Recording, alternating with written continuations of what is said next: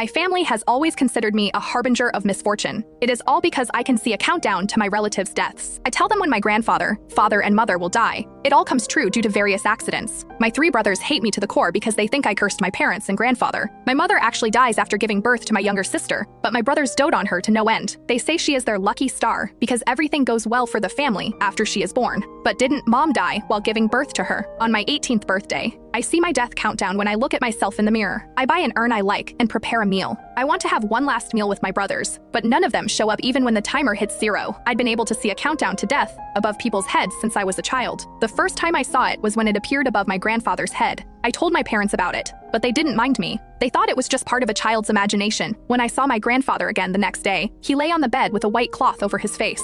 People were crying, but I didn't understand what was going on. Later, I saw the same countdown timer above my father's head. When I told him about it, his smile froze for a second before he regained his composure. That night, I didn't see him return from work. All I heard was the urgent ringing of a phone. My mother turned ashen when she answered the call. She was already heavily pregnant at the time. She was in such a rush to head out that she slipped and fell on the steps going into labor. That was when I saw the familiar 24-hour countdown appear above her head. That day, she passed away due to major blood loss after giving birth to my sister, Phoebe. I stood outside the operating theater, feeling lost. My 3rd brother, Carl, shoved me to the floor and called me a monster. He said I'd cursed them, that I was the reason for my parents' deaths. I scraped my palm on the floor, and blood oozed out. I wanted to cry from the pain but forced myself to hold it in when I looked around. The people standing around me didn't dare come near. I could see the fear and hatred in their eyes. I didn't dare make a sound. All I did was bite my lip and get to my feet. Then, I dusted my dress off and comforted myself. After that, I curled up in a corner and listened to the sobs around me. I hugged my knees and wept. Daddy, Mommy. I slowly drifted off. When I woke up, I found that I was alone. Everyone had left, but no one had bothered waking me up.